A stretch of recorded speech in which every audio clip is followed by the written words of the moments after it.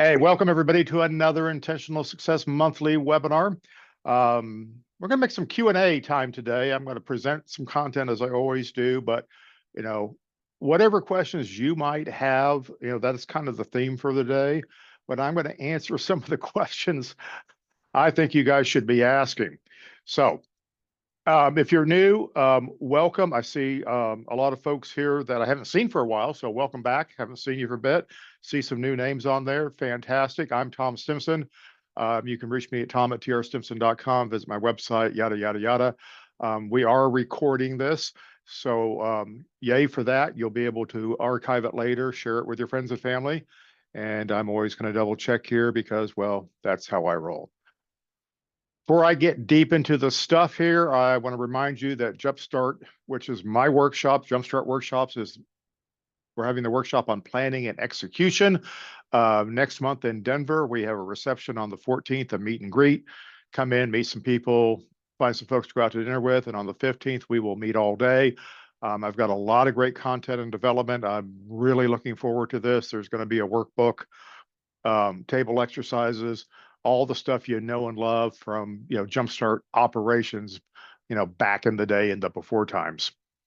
So if you haven't signed up for that, there's still space left. There might be some hotel room block left, so you better hurry. We as much as we love being in Denver, the hotel rooms are getting a little bit pricey. So please go ahead and get your planning done and get there. And I look forward to seeing you in person. Great stuff, by the way. Planning, for those of you who don't understand, planning is where operations lives. Operations is a subset of planning. We'll talk a little bit about that during today's webinar. So we're going to talk about that element, that sphere of our business, and all the people that work in it, which is 50 or 60% of your company, by the way. So look forward to seeing a lot of folks from your team. Intentional Success Club. Do check into this. I'm forming another club of business owners or principals. We keep it to about 10 or 12 folks. We meet as a cohort. We chat every month. We meet in person twice a year. We do financial benchmarking. We look at how we put together proposals, how we do budgeting, org charts. We share everything. We talk about everything. We support each other, hold each other accountable. It's a great way to move your business forward. And if you've been thinking about it, now is the time to make the call. Reach out to me. Let's have a conversation and see if you're a good fit. See if this is the right time to start. And maybe one of the clubs I already have you would fit into. But we are taking candidates for a new club, which is always fun, always exciting to meet those new people. I launched the concept of business boot camp. This goes great, by the way, with Intentional Success Club. If you're thinking about taking your business to the next level and finally reinvesting your time and energy to working on your business, the boot camp is a great way to get a, pardon the term, jumpstart on all of that, because I will spend 2.5 days sharing everything I know about how to help your business, how to make better decisions, what's the right way to do things, answer your questions, get you set up for quick progress and success. And you'll walk into Intentional Success Club, if you choose to join, already ahead of the game, basically with a year's worth of club underneath your belt. It's a great value. It's a great return on your time. So exclusive discounts to club if you choose to go to boot camp, discounts to boot camp if you're already in club. Let's talk about it. Reach out to me again. Let's chat about that. All right, so let's get on to today's webinar. I'm not really going to answer all of your questions. I want to address the questions you haven't been asking. Having said that, if you have a question about anything in the world, please use the Q&A box. By the way, say hello to everybody in chat. Hi, Steve. He knows the routine. Let people, if you got questions for the group, ask them. Figure out what's going on around you. But if you have a question you want me to answer at any time, drop it into the Q&A box and I'll weave it in when it's appropriate. Okay, now why am I having this webinar? Honestly, there are too many folks that are missing the scalability revolution. A lot of people have read my content, done webinars, read blog posts, listened to podcasts, and they're getting bits and pieces of it. but they're not putting all of it together and seeing what the big picture is. I'm going to help you get there, help you realize how huge this is by helping you change your vocabulary, right? If you do that, you can change the trajectory of your business. These things are going to be, one, they're going to shock some of you. I know who some of you are. You're not going to like what you hear, but I want you to think about this because words matters. I'm going to share with you 10 terms that you should have stopped using by now. If you've been paying attention to what I'm saying, if you've been working on the balance of your business, if you're focused on scalable results, oh my, these are the words that you've probably already figured out that you don't need to use anymore. Now, why is this important? Well, scalability, balance, this is a mindset shift, okay?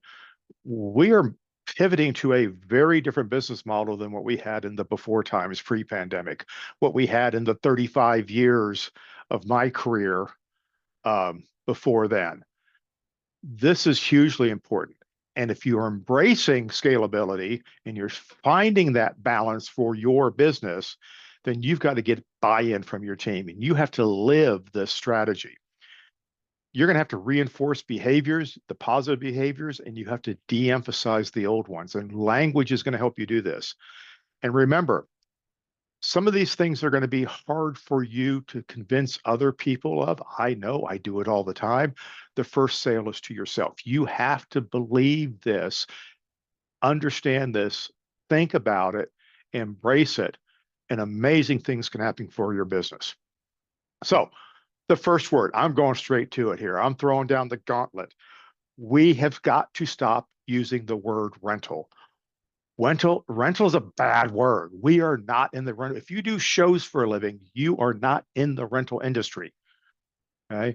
Rental is for rototillers. Rental is for scissors lifts. Rental is for, tables and chairs and tents. Okay. You don't rent things. You get shows done. You're not in the rental business anymore. If we started in the rental business, it's transactional, right? It's the ultimate transactional word that undermines the value of your services. Now, it's okay to rent gear. From a financial transaction standpoint, it makes sense. If you add value to your gear with that expertise through integration, design, execution, then it is no longer a rental. It is a service. If you rent gear to a client, you also rent gear for a client and you treat them the same way. So when you sub-rent, you're doing a rental transaction. When you rent to an end user that they're going to use it themselves, that's a rental transaction. Most of you don't live to do those two things. You live to get shows done for your customers. Okay. Your equipment, wherever it comes from, is a tool to get that done. Okay. Rental is a transaction. And that implies that a show is a series of transactions glued together. Sell a well-executed event instead of a bunch of parts that are rental plus labor plus, right? Stop saying rental. It tells buyers to shop around.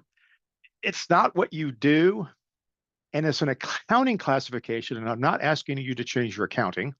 You don't need to. Within the business transactions of your services, a subset of it can be classified as rental for whatever reason you need to do it. It's an important number to track because it helps you assess inventory, but it's a horrible thing to say in front of a customer.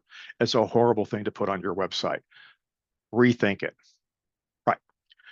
With that, the word labor. Oh my, labor. Who wants to be classified as labor? Who wants to be a laborer? Right?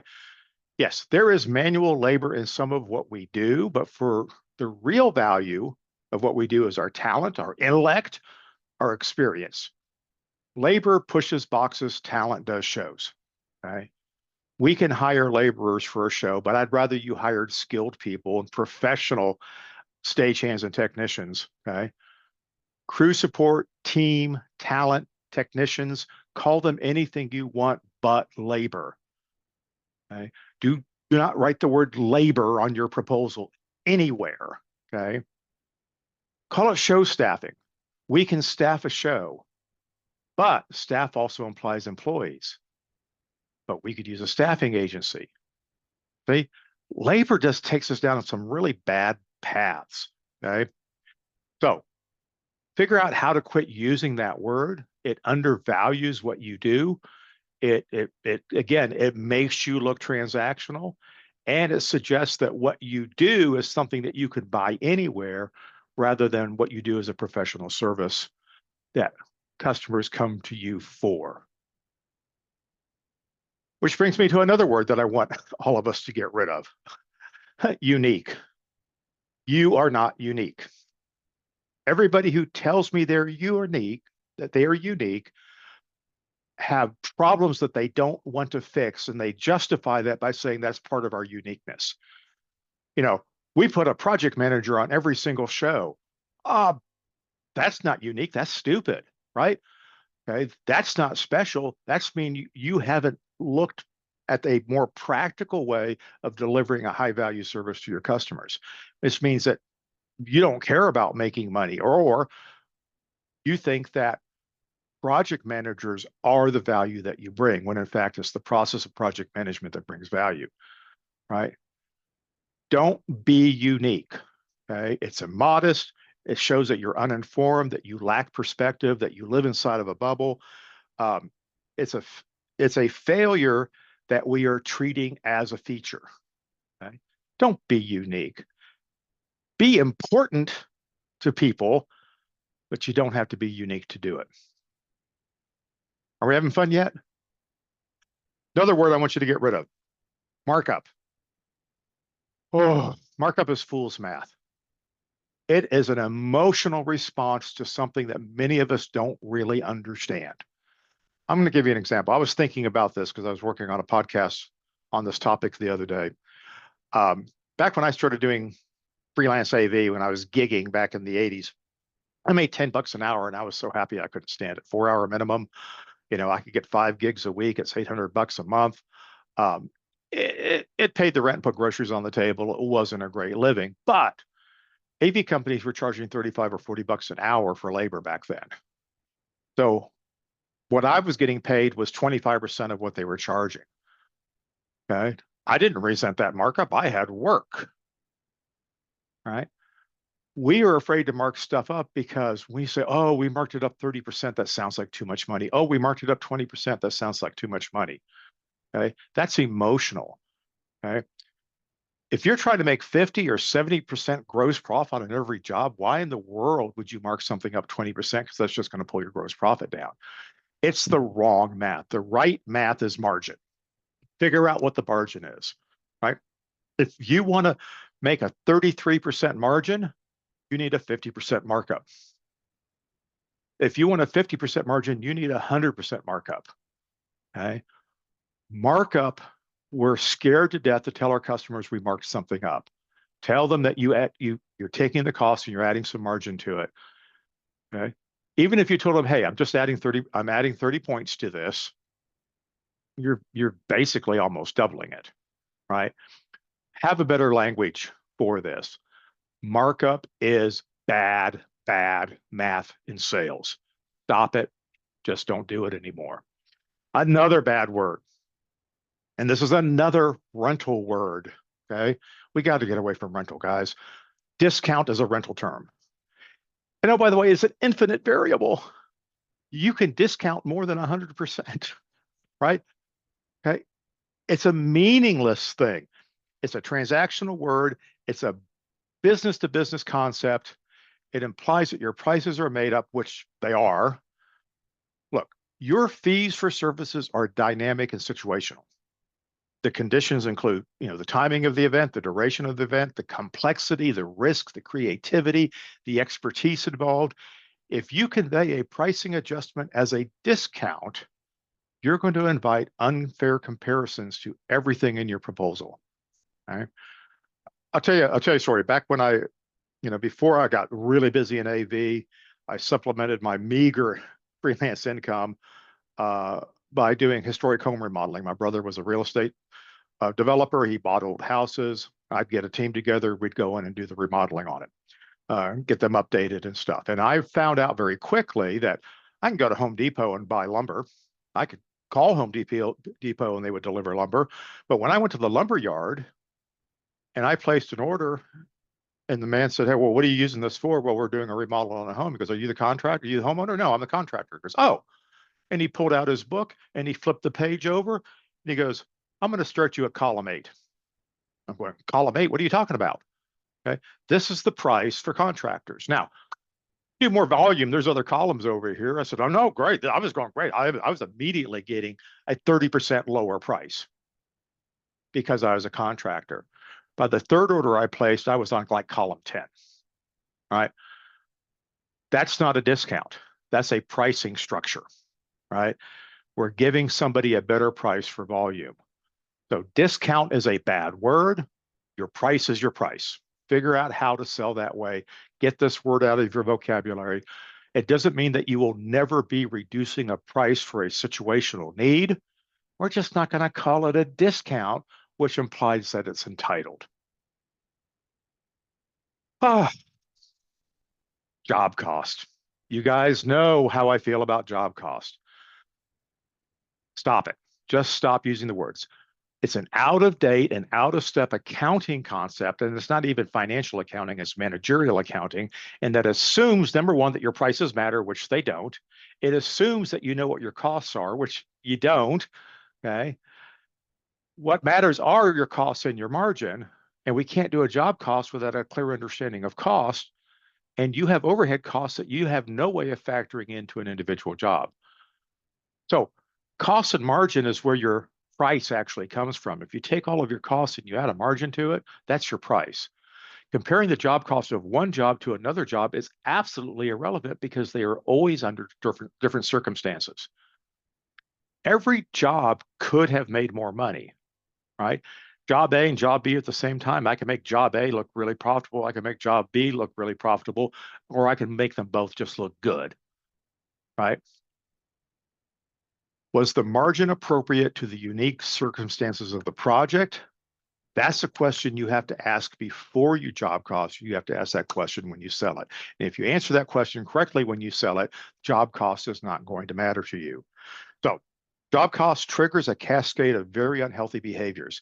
If we look at job cost, we turn away work we should have taken because, oh, the gross profit's below what our normal is because we have to sub-rent projectors, so we're not going to do the job. And we walk away from incremental gross profit, right? We buy equipment that we don't need. We eschew sub-rentals when it would be more cost effective to sub-rent than to buy. We hire staff we don't need because they look cheaper on a job cost form, but we never factor in all the time we're paying them that they're not working, right? There's so many bad behaviors that come out of job cost. It makes my head explode, right? Job cost looks at an individual job. It was designed for manufacturers. Okay? Manufacturing is a great use of job cost. Job cost is actually great in construction. Okay? You're not in the construction industry, you're in the service industry, right? So lose this concept, replace it with something better. Get out of this mindset because it gives us bad results. All right. How many of you have been waiting for some downtime? I talked to a lot of you and may say, "Oh man, I can't wait till we get some downtime at the end of June." Oh, hopefully you're having some downtime now because, oh, we all need downtime, right? Look, downtime is a bad word. Okay. Downtime, you don't have downtime in your business. You have bad planning, right? And some of that bad planning is that you didn't fill it with sales, but we know we can't always fill every month with sales. Okay. When I was researching, trying to find a good cartoon to put on this slide, I came across a bunch of memes called "Busy is the New Stupid." Okay. Are you keeping busy? Oh yeah, I've been real busy. We're waiting for some downtime so we can get some projects done. We don't have downtime. What you should have are scheduled projects when sometimes you need less outsourcing. So if you have a period, right, you know, where you don't have a lot of events going on, you don't have a lot of revenue going on, well, you saw that coming, right? What did you do about it? Okay. Well, if we can't fix our revenue problem, we can at least use that time productively. And this is not finding busy work for your show technicians or your project managers. This is stuff that a larger company would work on year round. So you should be busy year round. If you're not busy performing services for paying clients, then you're busy improving your business. Okay. Now, larger companies can do both at the same time. Downtime projects are just as important as projects for paying customers. And if you don't treat continual improvement as a priority, then customers will notice. So quit relying on downtime to fix your company. Fix your company so that you don't have downtime. Make sense? That one hurt, didn't it? All right.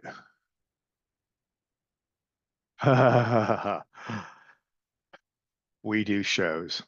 No, no, you don't do shows. You do, unless you are on the execution team, unless you are watching this backstage right now when you should be paying attention to the show, you don't do shows. Okay. You as a company get shows done. Right. Your clients need shows done for them. Right. If you do shows, the customer's hiring a show crew and all of the value is created on the show site with the show gear, which makes it a transaction. If you say we do shows, you've just defined yourself as a transaction. In fact, the real value was created long before the load in. So learn how to get that across to your buyer, and your value proposition will help you make money, right? Getting shows done as a process, sell the process, sell the expertise, seek buyers that understand that a transaction of hiring somebody to do a show is not in their best interest. If you get shows done, where you hire people from, what you subrent, who you outsource, what solutions you help solve for your client no longer matter. They all have value to the customers because they're part of getting the show done. They're not hiring you because you have it sitting in your warehouse. They're hiring you because you're going to put the right stuff on the show. That's a huge difference. And it's a huge difference in value. And trust me, guys, as somebody who grew up doing shows, that was hard for me. But the more and more as I look at the companies and I look at the people that I work with, if they are focused on doing a show, okay, then they are not focused on the business of getting shows done. Right. So the execution team does shows, and the execution team can be 100% outsourced. It doesn't have to be, but it can be. Balance is a choice, right? Therefore, your business is getting shows done, and all the value was created in the planning process, which, oh, by the way, is why Jumpstart planning and execution is so important next month, and I hope you'll attend. Closing deals. Okay. Sure. We want to close deals. We want to sell stuff. We want confirmed orders. Okay. Closing deals is how you finish a transaction. Okay. Our deals in a service business getting shows done. I almost said doing shows, getting shows done. The deal is never actually done. We don't know what the final version of the show is until we load the truck and go home. Okay. Deals are iterative. They have parts, they have phases, they have options, they have detours.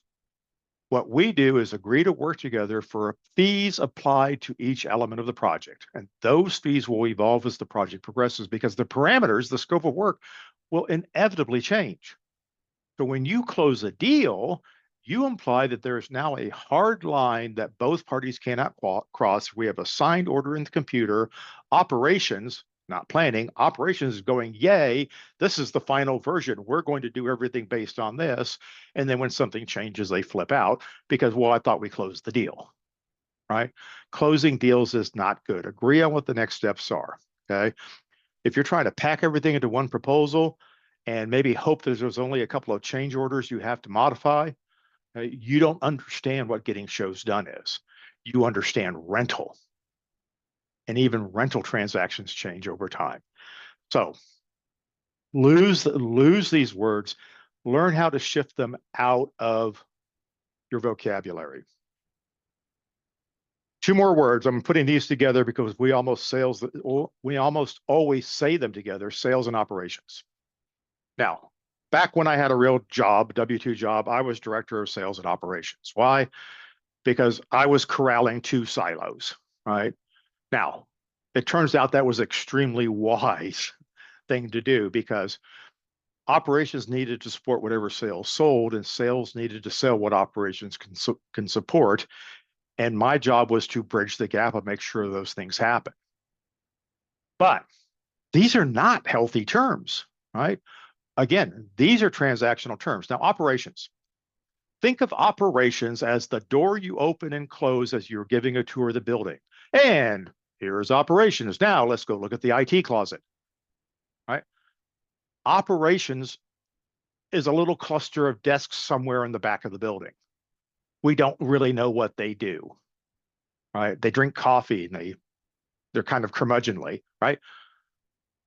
Sales, on the other hand, nobody wants to talk to sales. The concept of sales is a roadblock to getting what you want. This is somebody, or maybe it's a pushover, which is worse.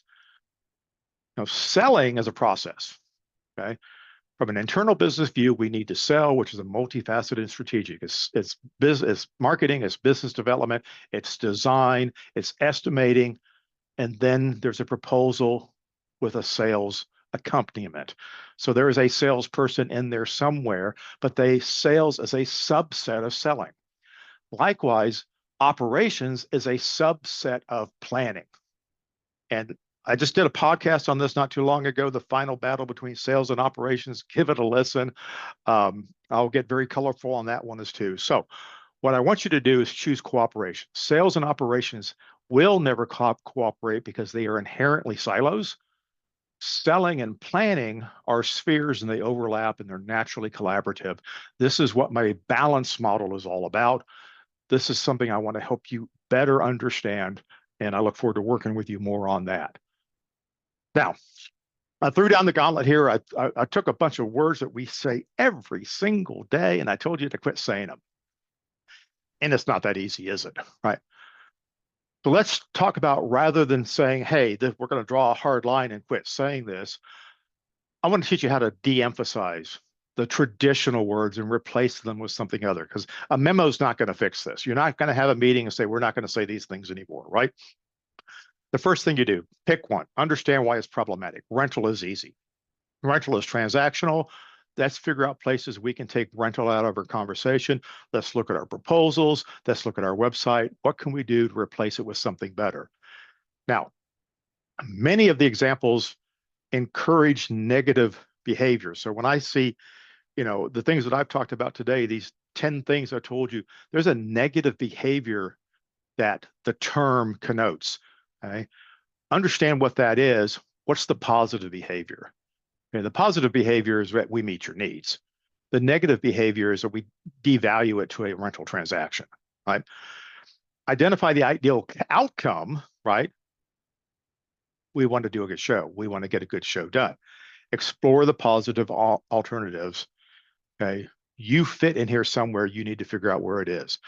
But you got to practice this. We got to catch each other using the words and give a little nudge and say, you meant planning, right? No, we're going to focus on selling, right? Quit trying to close the deal.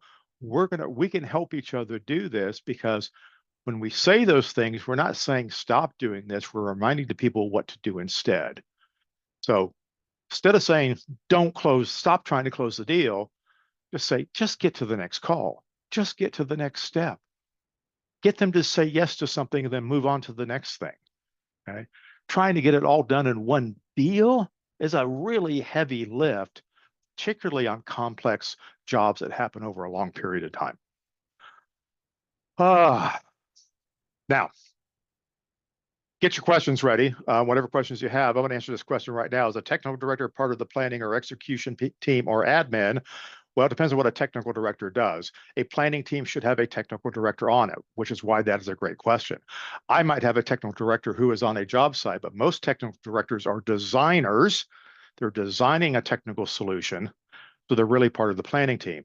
If I have a good technical director, I can send a production manager or a project manager out on the job to get it executed. I hope that answers your question. Great question, by the way. Keep those things coming. Now, reminder, last call for Jumpstart Planning and Execution. We're a month away, or less than a month away. Hotel rooms are getting scarce. I know that we've got 10 seats left, at least when I checked this morning. So you might want to get after it. Intentional Success Club. I'm forming a new club. This is going to be more urgent for you in just a minute when I make an announcement, so stay with me. Okay. Business boot camp. Man, if you want to see me put a bunch of slides on the screen and talk about them and answer your questions in real time in person, right? Business Boot Camp. I've got 150 webinars on my YouTube page. Okay.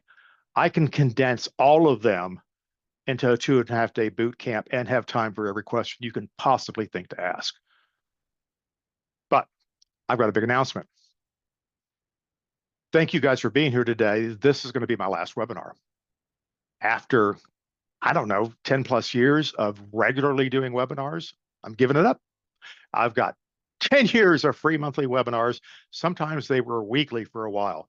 There's thousands and thousands of hours of planning, writing, and promoting and delivering content behind this work, this oeuvre of mine. And it's been a wild ride, right? I mean, I can't thank you guys enough for all of your support. I'm not going anywhere. I'm just moving some of my marketing energy somewhere else. So this is going to be de-emphasized. You're going to find all the past webinars on my YouTube page. They're all there. Trust me. I've looked at them. Okay. But there's still lots of stuff going on. So like I said, I'm not going anywhere. I'm just going to stop doing webinars. Like I said, and I'll write about this in an upcoming newsletter, but you know what? Attendance is what it used to be, which is not the real reason. The engagement is not what it used to be. That's not where my leads are coming from. Most of my leads are coming from podcasts now. So, back in the day, webinars were great. I think most of my business development came through webinar contacts. It's been a long time since that's been going on. So I'm not getting a good return on effort or investment anymore on doing webinars as much as I enjoy them, right? Now, I'm not going anywhere. I've still got the Monday morning intentional success newsletter. We have a fresh blog every Monday morning. I'm still creating content. You can listen to that blog because I know some of you don't read on the Monday Morning Drive podcast. That's what it is. It's a readout. We call it TomBot. It's a readout of that week's blog. Intentional Success Podcast. If you want the raw, unfiltered me, I sit down the microphone every week and I teach something very similar to a webinar I just do in a podcast format. You want to see me in slides? In person, come to a Jumpstart workshop. We're doing 3 a year. We've got Denver in August. We've got Dallas in November. You can register now. Come check them out. I'm still going to do master classes for principals and owners. And my books are on Audible, again, for those of you who don't read. So there's tons of stuff out there. I'm not doing any less. I'm just not going to convert some of it into webinar format every month. So let me say thank you from the bottom of my heart. It has been fantastic. Webinars have been one of the best things that I have ever done, and you guys have made it possible. So having said that, hopefully you guys have some questions left after I threw all those gauntlets at you. So let me know your thoughts on this. Let me know your concerns. Put some stuff in the Q&A. Thanks for the acknowledgments in chat. And with that, I'm going to kill the slides here and see if we get any questions going. I know, Tom, what a downer. Why do I want to ask questions? You just, drop the hammer. So, yeah. Okay, I see something in chat. Work for a small hotel AV chain. We do service events outside of our own. How I can suggest we try and explore outside hotel business, or our holdup is gear is only insured in our hotels. Okay. So there's no reason your gear, if you have equipment in a hotel and it's part of that hotel inventory, which means it's covered under the hotel's insurance riders, and it's not insured to leave the building, who says the gear needs to leave the building? Your value is in your service. Now, when you follow your clients out of the hotel, which is the beauty of the hotel model, if you have a hotel AV business, if you contract with venues, yes, it's nice to have that business, but it's even better to follow that out to either another one of your properties or to somewhere else. So if you don't have a centralized staging division outside of the hotel venue business, what you can do is provide the service.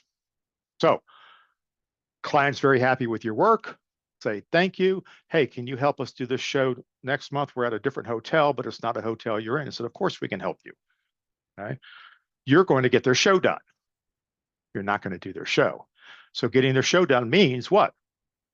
Understand their needs, put together an estimate, source the equipment, hire the crews. You can take some of your crews because I'm sure your people can probably go work over there, but you can outsource the whole thing because what you are doing is servicing the job from a production management side, which is very valuable. So if you've earned their trust and gratitude and they want you to work outside of your hotel, do it, right?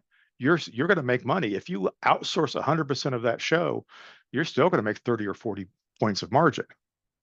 So if that's valuable, if that's free money that your bosses don't want, then okay, so be it. But that's how I would pitch it to them. Let them know that you can outsource.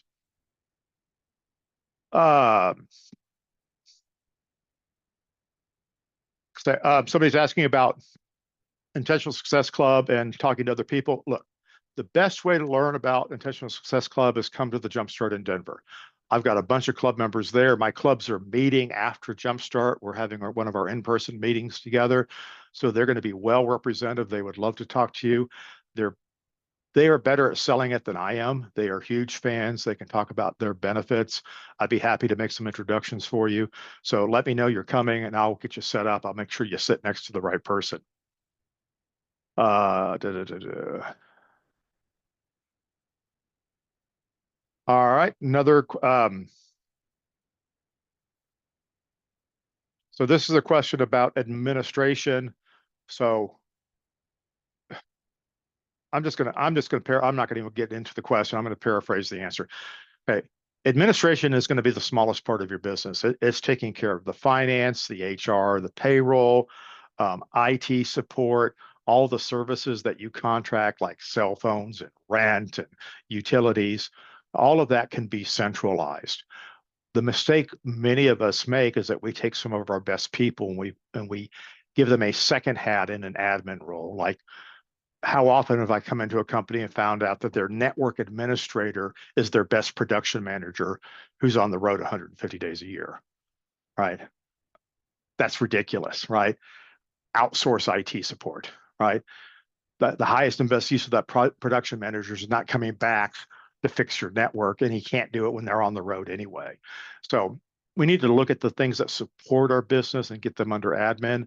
If you've got a 10-person company, you've got 2 people in admin. If you've got a 50-person company, you've got 5 people in admin, right? It's not a large part of your business. However, they take a lot off of other people's plates, right?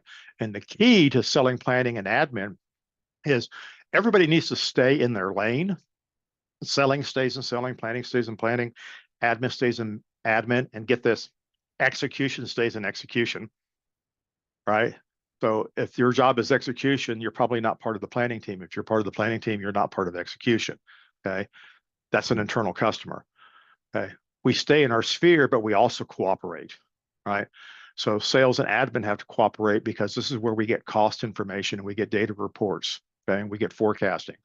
Sales has to cooperate with planning and planning has to cooperate with sales because this is how we set pricing. This is how we get designs done. This is how we make sure that what we're selling is doable, right? And that it gets delivered in the way that was intended. And planning and admin have to work together because most of your procurement is in planning. All of your direct procurement for getting shows done is in planning. Okay, your indirect procurement for supplies and stuff is in admin. Right? Does it make sense? So having that distinction doesn't mean that we can't have overlap, okay? But we want to make sure that everybody is at their highest and best use. Okay. All right. Okay, the questions are petering out. Folks, I'm gonna wrap it up early. How fitting can that be? Thanks again. Reach out to me. Go to my website, click on the Let's Chat. You got questions at any time. You know, I love to talk to folks. I've always got something I want you to buy. I'm not a hard salesperson, right? Bring me your questions. I'll answer your questions. If I think I can help you further, I'll tell you how I can do it. But without your questions, okay, I don't know how to help the rest of the industry. Okay, that's part of my market intelligence. So I'm always welcome to have a conversation. I'm always welcome to your insights. And I will miss seeing you on these webinars, but I sure do appreciate you being here. Thanks, everybody. Be good. We'll see you on the next one.